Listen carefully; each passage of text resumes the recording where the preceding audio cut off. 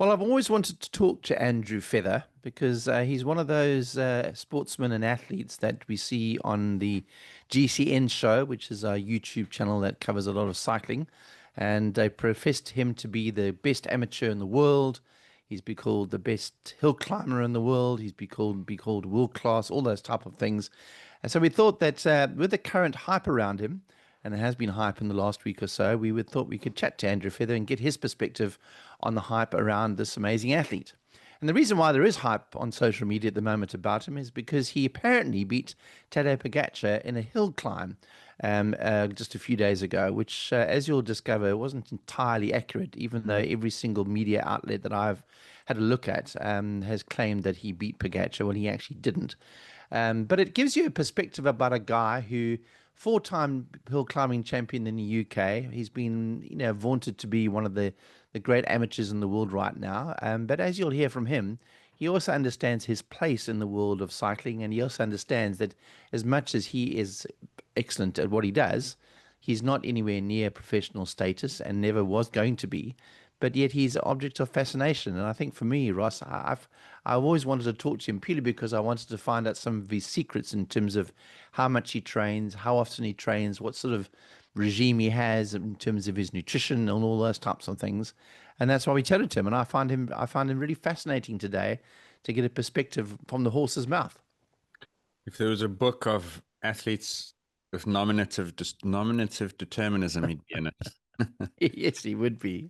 He'd be just after the alphabetical list below Usain Bolt. Um, but actually, as we'll discover, his climbing ability is owed as much to enormous power as it is to lightweight.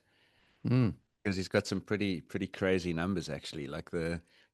I thought let me not you must listen to it as listeners and you'll see it. But I thought his 2 minute number was really impressive, more than his 40 minute number. That was Mm. quite something. But yeah, I mean, I think it's useful because he frames his place in the sport accurately. The media misses that a lot of the time. So it was good to give him an opportunity to express that. And then the other lasting thing I think when I listen to him is how like how much stuff he doesn't do. Mm. You know what I mean? Like it'll make sense to you, I think, as you listen to this interview, listeners. But we put him all the sort of classics, like there's a way to train, there's a way to eat, there's a way to recover, there's a way to do things, and doesn't do a lot of it. He doesn't do any of the science, that's for sure. That's why I asked him about the bicarb. I was 99.9% sure he was going to say, no, no, not into that. There's the one thing he did that I thought maybe, Mm.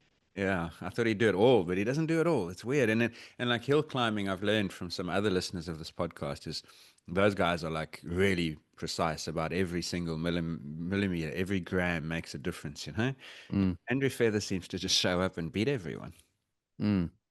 Yeah, because his perspective is one of somebody that clearly enjoys what he does, and he is exceptionally good at climbing. But we talked a little bit about his bike, and we'll discover the kind of bikes that these hill climbers put together for hill climbing events. And of course, it's not restricted by UCA regulations, so they can do pretty much anything. And you'll discover the kind of amazing stuff that they do to these bikes just to make them as light as possible. But also the fact that, as you say, he's pushing out some seriously good watts.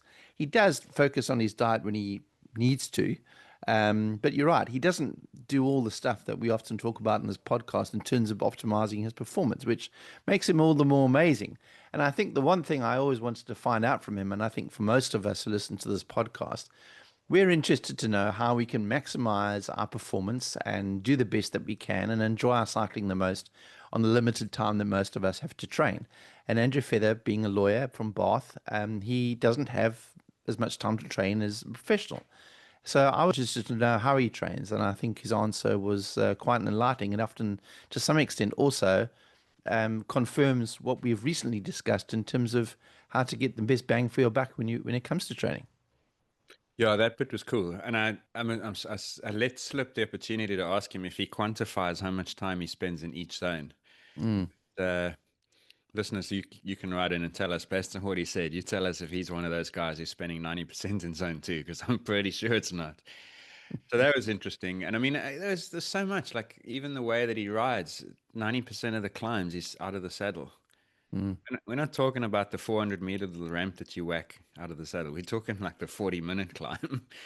So that's pretty interesting. How does someone develop that? It's pretty overall. It's pretty quirky and unusual as an approach mm, to success in the sport.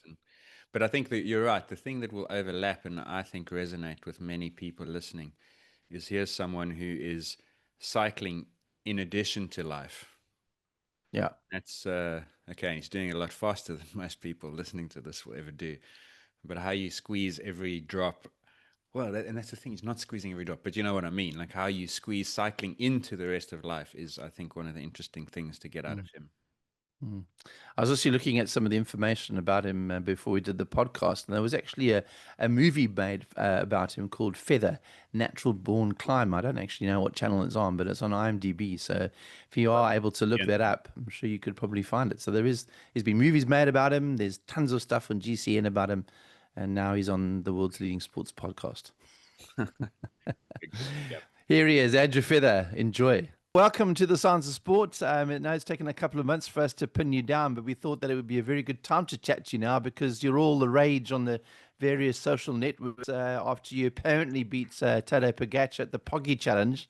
Just tell us a little bit about that because obviously the media outlets are hyping this up into something that it wasn't really. You didn't really beat him, but you did beat him.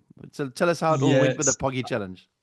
I think so. I think the if you follow the media headlines, you've got to take it with a pinch of salt. And no, he was certainly quicker than me over the climb by around just over 3 minutes. But I think he laid the ground rules for the race. He said, my my position is that I want to get first over the line and catch everyone. And obviously, he didn't manage to catch myself, so I was first across the line. On the day. But yeah, it was amazing event. So many people watching it, and yeah, it was an incredible climb. Yeah, it's really a special day. So the amateurs essentially get what a 6 minute head start. Is that kind of how it works? Yeah, so what happened? There was a 10-kilometer neutralized section to the bottom of the climb, which was pretty slow. And then it was a timed event, so there was a timing chip at the bottom of the climb and the timing chip at the top, and so that was how the times are done. But I think he waited for around 6 minutes at the bottom of the climb for the last rider to ride over that chip chip line, basically. So he then set off, and he then tried to catch everyone basically. And I think when I got to the top, I was waiting for around 3 minutes for him to cross the line. So it kind of stacked up that obviously he was 3 minutes faster over the climb, and I was waiting for 3 minutes at the top. So yeah, combined time 6 minutes basically. So that's yeah, it sort of all stacks up. And are you the only one of the amateur field that if essentially finished ahead of him? Is that right? Yeah, I think so. Yeah. And I think back to the second amateur in the race, I think there's a gap of around 2.5, 3 minutes. So I was pretty much sandwiched in between Pogacar and that second place amateur rider, I suppose, in terms of where I was sitting. And how long was the actual climb section? It was about 45, 44 minutes to climb. I think I did it in 44, and he did it in 40 and a half or something like that.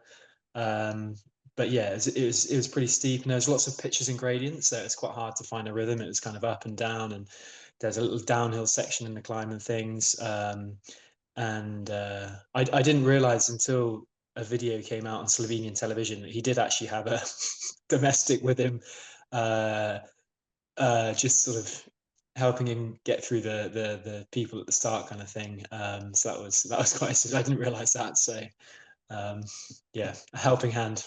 So he did have a little bit of assistance, not that he actually needed it in the end to do the No, fastest no, time. Yeah. and Mm. yeah, and it was interesting. I mean, um, just watching him back on the video kind of thing, he always looks so. It's the same as on the television, really. He always looks so relaxed riding, and he probably wasn't at full gas, but he was certainly going pretty hard because I did 6.2 watts per kilo for 45 minutes. So if he's 3 minutes quicker than that, it's not, it's not going to be a walk in the park. But you look at the video and he looks so relaxed, and just sort of reflects why he's the best rider in the world, and he's, you know, head and shoulders above anyone really. It's impressive to see.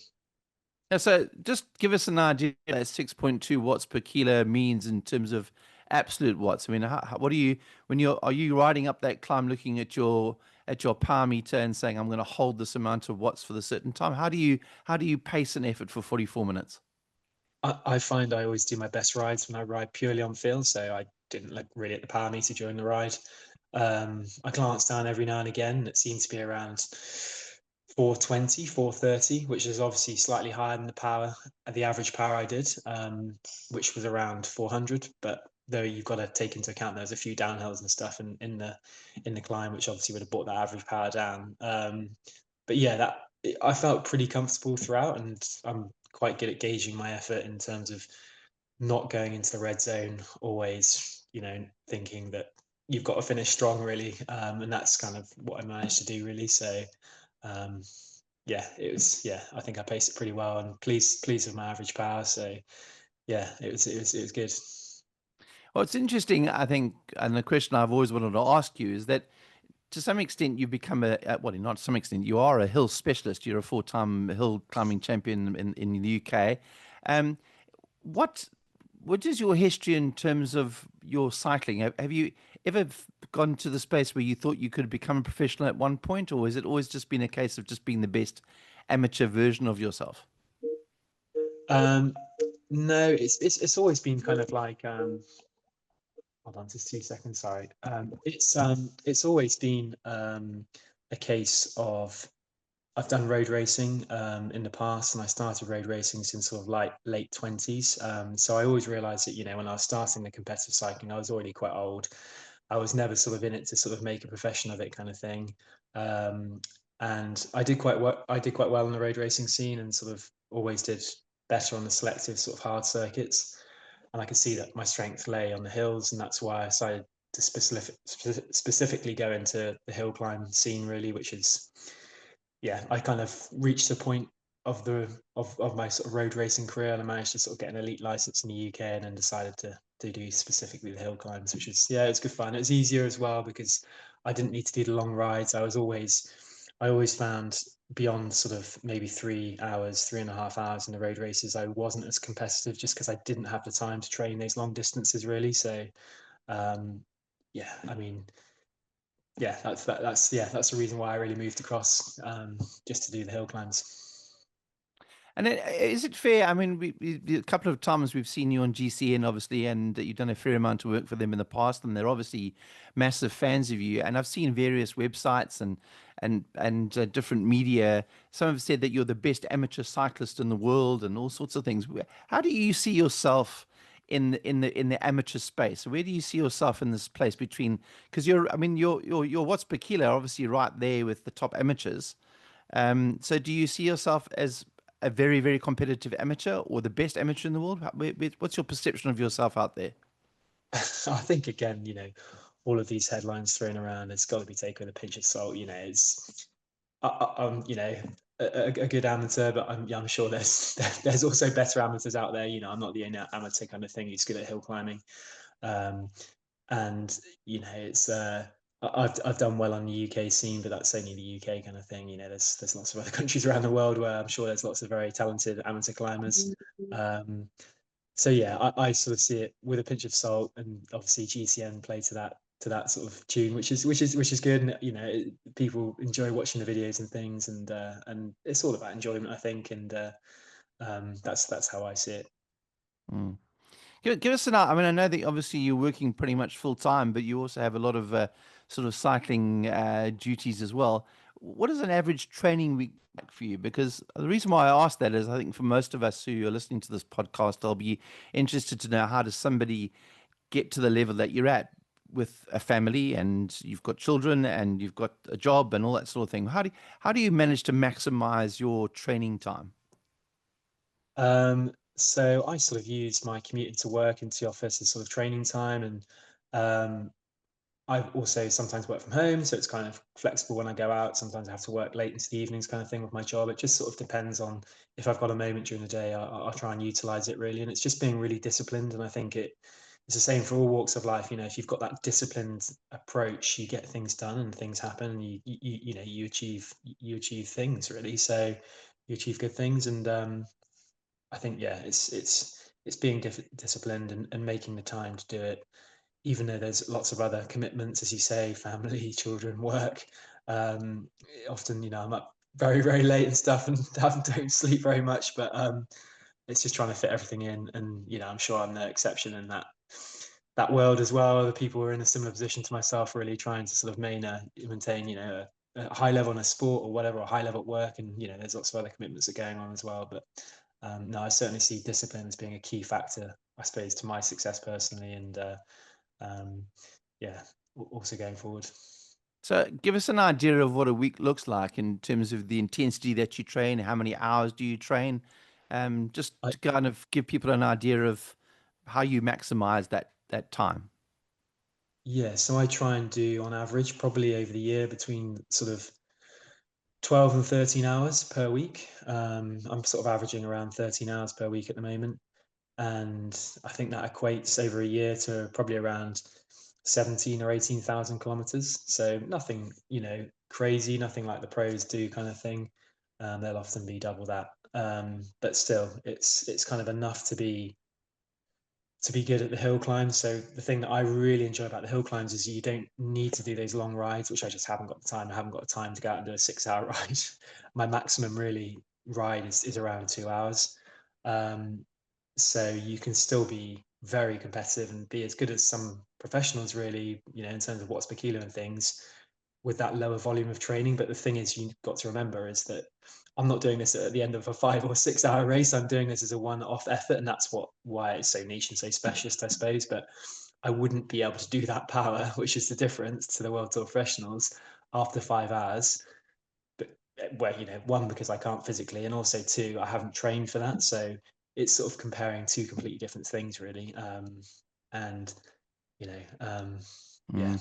that I always get the comments, oh, this guy who, on sort of social media and things, the comparing me to professionals. I always think it's really impossible to compare, really, because often their comments are, these guys are doing it day in, day out, and they're doing the Tour de France, and they're fatigued, and they're doing those efforts, the same efforts at what he can do after 5 hours, and that's completely true.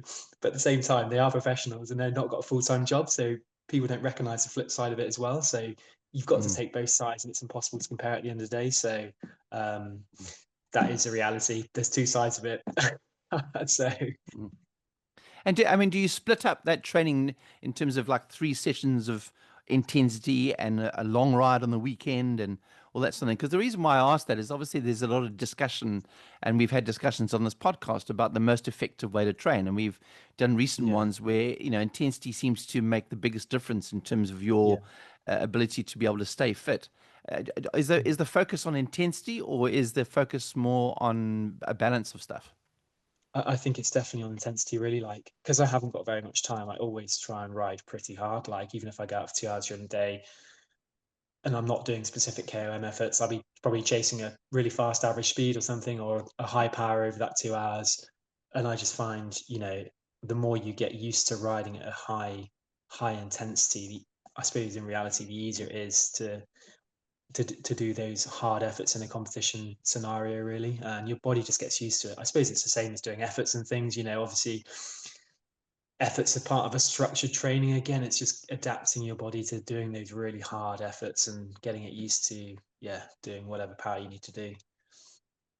Can we maybe just try and contextualize the effort you're preparing for? Because what you did in Slovenia was a 45-minute long effort.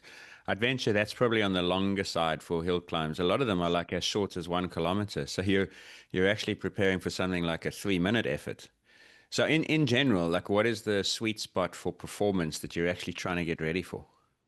So, I mean, this year, my sort of pinnacle of my season is doing the national championships in the UK, and obviously each year that climb changes, and this year in particular, it's going to be really short. It's going to be 2 minutes. I think the course was it would the competition was previously held on the course in 2016. I think the winning time was 2 minutes 18. So it's going to be a really short, explosive, powerful climb. So I've been trying to get my head around doing those shorter efforts this year, and throughout the hill climb season, I've sort of specifically chosen hill climbs in the lead up to the event in 10 days, which are really short.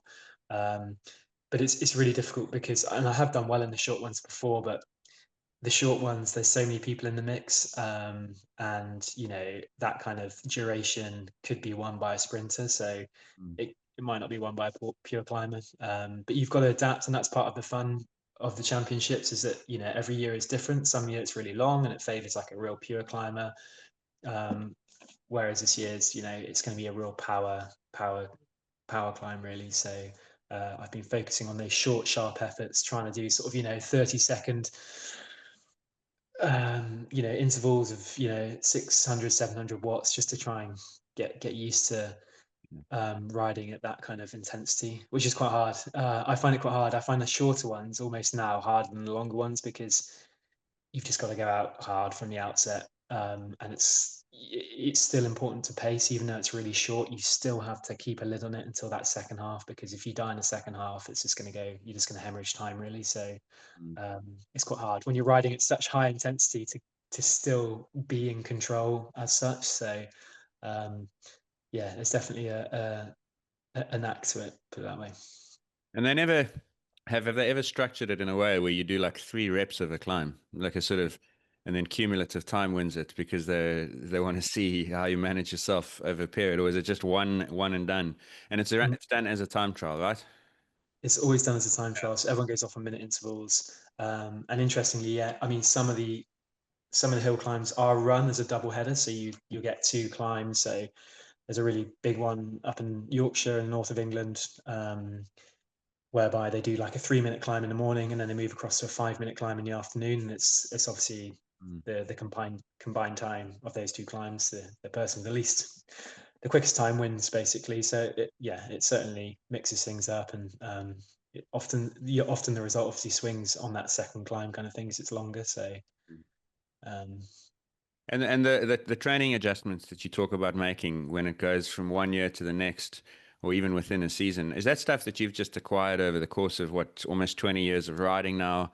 Like, where do you get your knowledge to make those decisions around your own preparation and training from?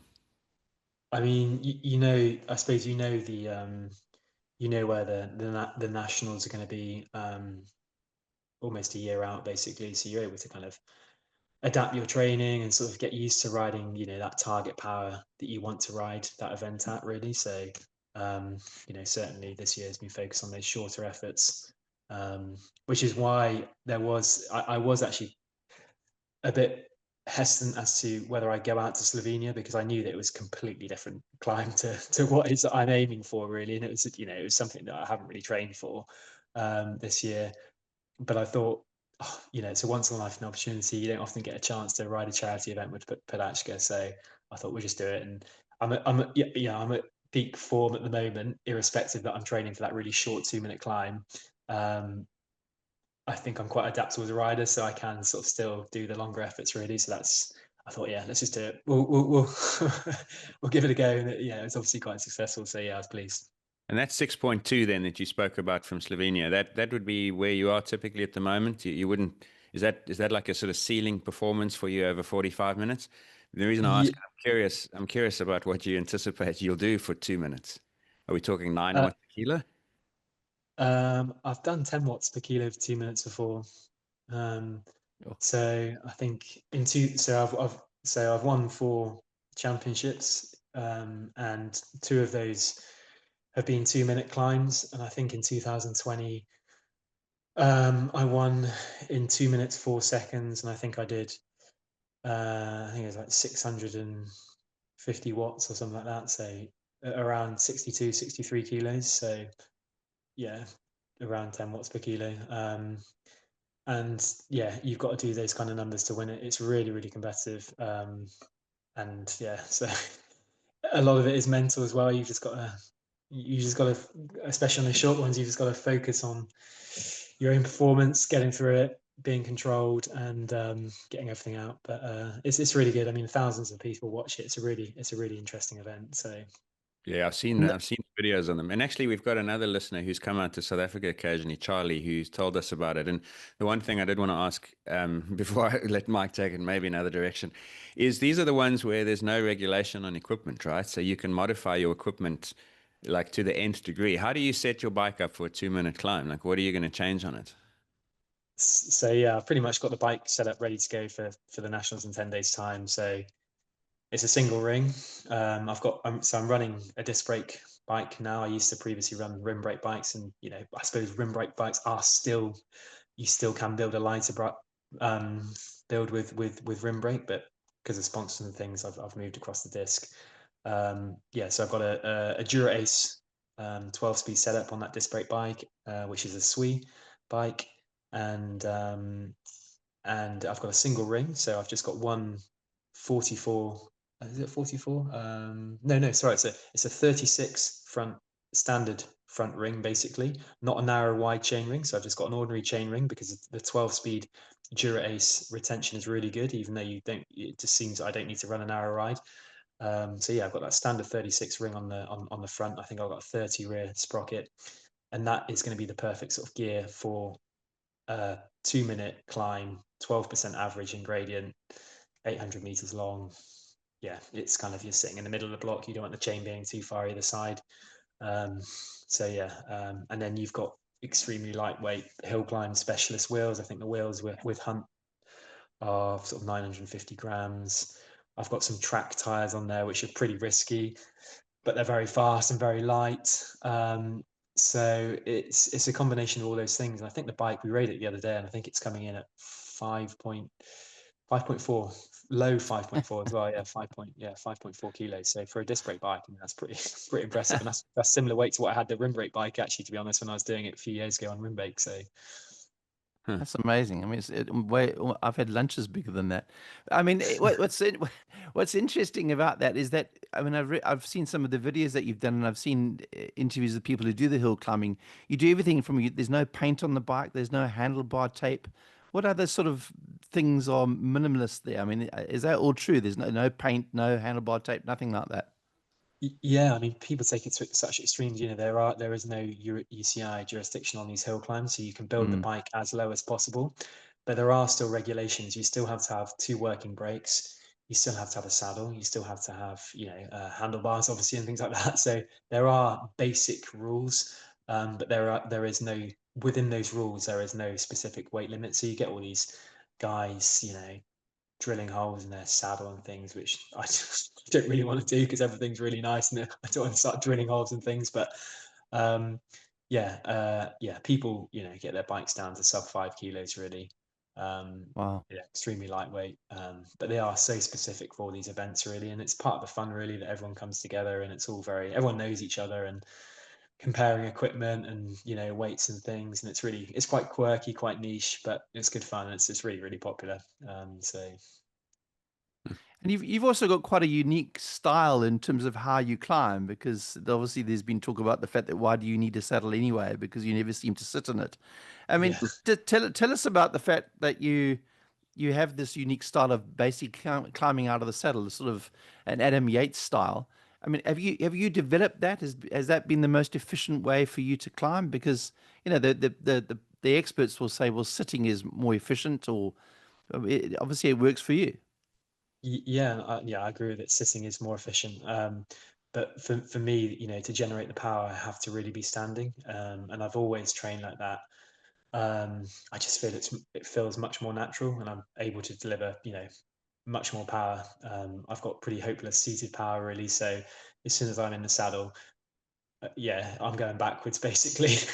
So yeah, I don't know why. I don't know why that is, and I'm sure if I was a younger rider, I'd look to train to be, much better at being seated in the saddle. I think it's something you can train, but obviously I'm 40 now, and I'm probably at the end of my competitive cycling career, but I'm not. It's not something I'm really looking to change now. So, and it has worked for me in the past, really.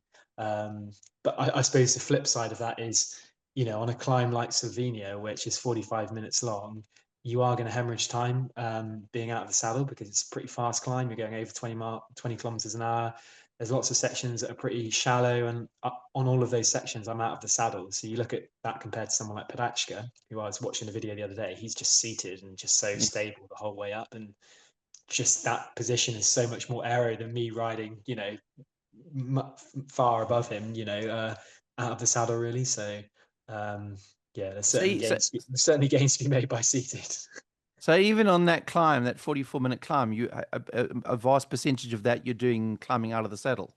I was out the saddle the whole way, yeah, except for the Wow. downhill bit. Yeah, so I just out the saddle the whole way really. Yeah, it's What's just yeah. we had a podcast once that came up, and then we've got this discourse community that are chatting about it, and some people were saying they just cannot get accustomed to being out of the saddle. Would you have any tips for amateurs who want to try and maybe not emulate 90% of a 45-minute climb, but like what do you reckon makes you good at riding out of the saddle? Mm. I think it's like a weight distribution things as well, like having your weight, really central. Obviously out the saddle you can really get the power over the cranks, I suppose, and I find Mm. maybe that's sort of part of the reason why it feels better kind of thing. And I think there's a lot of there's your arms as well. You're using your arms in climbing, and for me, that sort of it's sort of it seems to be generating power through your whole body when you're out of the saddle. Whereas when you're seated, I suppose you are more efficient, I suppose, in terms of your position and things, but it's much more centric around obviously your hips and your glutes kind of thing. You are really using quite different muscles, I think, when you're seated. Um, and maybe that's the reason why I feel more comfortable riding out the saddle, because it's that that whole body, being Yeah. able to generate the power. I don't know, to be honest. It's the honest reason. It just feels better. In terms of where you put your weight, obviously your hands are on the hoods while you're doing this, or maybe even you do it in the drops some of the time, try and offset some of that aerodynamic cost. But Yeah. if I'm thinking where your hips are as like your center of mass, do you try and get your hips forward over the sort of bottom bracket, or do you try and keep them back? Because you can see different styles of climbing like that. Like how are you trying to distribute your weight? I don't really think about it, but I know that I try and keep it generally pretty central. And Mm. it's always funny because I always know when there are times where you've blown and you've gone over the limit and you're just crawling to the line. And I can always see from my body position in the photographs afterwards that I suddenly go forward. So I'm almost like dropping my whole weight over the handlebars. And it's always a telltale sign for me that I've basically blown my weight's completely over the handlebars. I've crunched over the bike really. I always, when I'm in control, I'm much more central and I'm quite upright, and feeling strong, I suppose. It looks strong, whereas when I'm gone, it's just slumped over the handlebars, and you're just crawling to the line. So even visually I can see when it's gone wrong, when it's gone right, really. So Okay. And cadence wise, would you be dropping it down 10% in order to stand compared to what you would have ridden at seat? cadence wise, I probably sort of high 70s, probably normal. Yeah, I sort of probably pretty average, I would have thought. Not particularly, not a high cadence. I'm not sort of spinning in the saddle at a really high cadence, because between sort of mid 70s, late 70s, I'd say would be an average. Mm. Between 75, 80 would be an average cadence for a hill climb. And then with that in mind, coming back to a training question, do you regularly do sort of talk interval type stuff? Or when you do preparation work for hill climbs, do you really just go and hit the climb as a race simulation in interval type structured sessions? Yeah, I mean, I'm pretty unstructured in my approach to training, really. But I do combine doing hill climb efforts, I suppose, which is the way being structured. But I'm never sort of going out to do specific sort of talk related exercises, or often riding. Yeah, so it's I very much go on feel, really. I think that's the best thing to do. I think if you go off a power meter, for me personally, if you go off a power meter when you're riding a climb, it becomes really you look at the graph, it becomes really jumpy, because you can look at your power meter and you think, oh goodness, yeah, I'm not doing quite enough for watts here. I've got to up the power, and then suddenly becomes really spiky, and then you up the power, and then suddenly you go into the red too early and you drop down. It's just, I'd much rather go and feel, and then I can see a really consistent line in the effort really. And I know when I've done the best ride is that you've got a really consistent line with just a real upward section within the last 200, 300 meters where you're just going absolutely emptying the tank, and that's where you're just getting everything out basically. But it's a hard thing to do because obviously you have to go hard, you have to keep a limit, but then you have to really just go empty everything out in the last 300 meters really. So And do you do supplementary training other than cycling, gym work, and all that sort of thing? I do just like little bits. I do 100 sit-ups each day, and I do 20 press-ups. But I don't do any specific gym work. I suppose I do a few squats at this time of year. I do 30 squats at this time of year with like an exercise ball of around 6 kilograms, and I do some that's sort of in addition to the press-ups and the sit-ups, and I do sort of just a few sort of exercises like that really, just core strength I think, which is seems to be helpful. But that's something the squats and things are not something I do all year round. It's just really during the hill climb season. Yeah. And diet wise, do you follow a special diet or anything specific? Not really, pretty undisciplined with my diet, but during the hill climb season I do sort of keep a lid on things. So I particularly now I'm sort of being quite disciplined. I mean, I suppose my typical diet, I'll give you my typical diet during the day. I mean, I have in the morning 2 pieces of toast, jam on toast, and it's been a laughing point of GCN that this is what I always eat in the morning. Yes, it's two pieces of jam on toast. And then at lunch, I typically have a sandwich with a couple of chocolate bars, small chocolate bars, but that's, and a cup of tea. And then I then wait through to the evening meal, and I have a normal evening meal of pasta or rice or whatever. Pizza could be anything, and then probably a yogurt, and that's the only time really during the day that I would then drink fluid. I don't really drink that much, which is probably not a very good thing. It's not something you should do, but I sort of top up on fluids really during that evening meal, and then in the evening. Outside of the hill climb season, my weakness is always to have a huge bowl of cereal before bed, but I've had to knock that on the head this year because it's harder to lose weight as I get older. So now I'm just reining myself in with a small biscuit just before bed, and that's really my diet during the day throughout the hill climb season. And I keep that really, really consistent. And I've eventually, it's been harder this year, it's been harder over the last couple of years, but I've eventually pretty much hit my race weight now around 63 kilos. And my weight does fluctuate a lot. So if I eat whatever I want and I don't have that disciplined approach and sort of that very sort of regular diet, I can easily get up to 70 plus. Really, I can put on 8 kilos, 9 kilos pretty easily. And I probably will do in a few weeks' time. I'll probably be close to 70 and not 63 kilos, which is quite nice. You need a rest. You don't, it's quite hard to be disciplined throughout the whole year. And have you noticed in the last couple of years different challenges as you've got older? I mean, have you seen any sort of physical changes in terms of how you train? And as you mentioned now, it's easier to put on weight as you get older. Any other challenges that you've had as you've got older? It definitely, I mean, the difference I found, particularly over the last 2 years, it's been harder just to reach that final race weight. And it's just, it's eliminating a few things like, that bowl of cereal. Maybe 3 years ago, I was able to eat that and have that race weight at the end of the year. But now I know that I probably can't. So I've got to be that much more disciplined.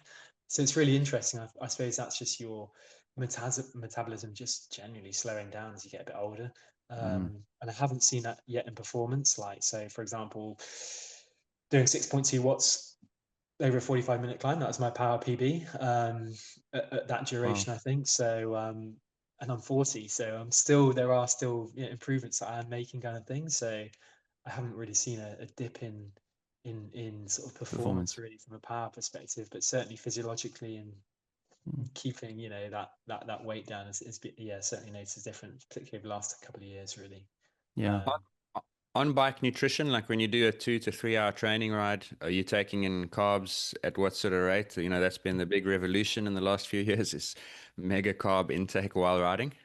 Yeah, so I don't do any of that. Whenever I ride, I don't eat or drink, which is not, again, it's not a good thing. I'm not sort of saying people should follow that kind of thing. But the caveat is that I'm only doing short rides, so I'm only really doing riding up to 2.5 hours, and I use that time on the bike as sort of almost burning as much as I can and almost at a deficit. And particularly during the hill climb season, that helps me lose weight, kind of thing. So that's Often people say, "Oh, why aren't you drinking? Why aren't you eating?" kind of thing, and I've just got used to training like that. I've always kind of done that. And then I'm guessing the answer is based on what you said, but have you become a member of the bicarbonate movement yet?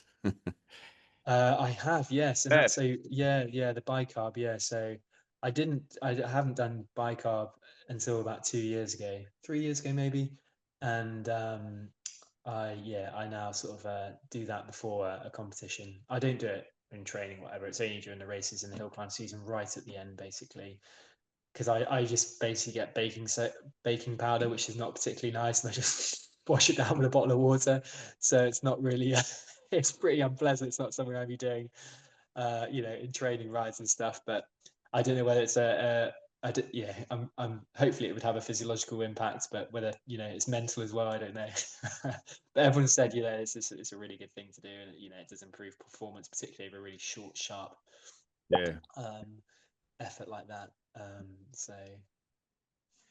But it was really interesting just going back to the weight. So I've done a lot of work with Exeter University this year, who've got this fantastic array of equipment and stuff and testing facilities in the southwest of England. And I did a benchmark session with them at the end of May, where I was sort of around 68 kilos, and they tested my VO2 max, and they got sort of the results from that. And they did body composition and things. So body composition at the end of May was, I think it was 9.8% body fat. And they said that was good, good. And then when I did it about a week ago, I managed to drop 4 kilos. So I was down to around 64 kilos. And body composition in terms of fat had come down to 4.6% from 9.8. So big difference. And they were like, wow, that's incredible. Like, how did you drop so many kilos? And body, lose all, just, it's really, they said you've done very well because you've lost no muscle mass, but you've just purely lost fat, basically, and that's why that's suddenly gone down really low. But it was interesting doing all those tests, kind of thing, and as a result, because I was lower weight, the VO2 max had gone up quite significantly, kind of thing. So they were sort of saying you're at optimum performance now, so you should do well in Slovenia. So they were certainly cheering me on when I rode it. And the guy who did the testing actually is Slovenian, so he was saying, I know the climb, you should do well, based on the results of what you've just given us. And I did the test just before I went out to Slovenia, actually. So I think I was 83. I had a VO2 max of 83, which was up sort of 5 or 6 from when I did it at the end of May. So he was very complimentary and stuff of my performance, and saying, yeah, you've done really well, and you should do well in Slovenia. So it's quite inspiring that you've got to, at 40 and you're still seeing improvements and not a reduction in performance, which is quite inspiring. I think for most people, they think once you're over sort of 30, late 30s, early 40s, you're not going to improve, but you're proof that it's possible to hold on to that performance as you get to that age.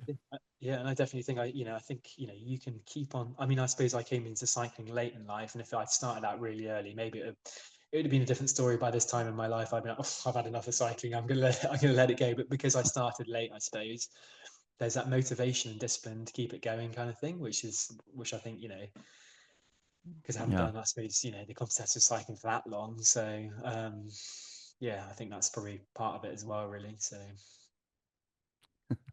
Andrew Feather, thanks very much for your time, and best of luck for the British Champs coming up. We hope that you'll be able to get your 5th title.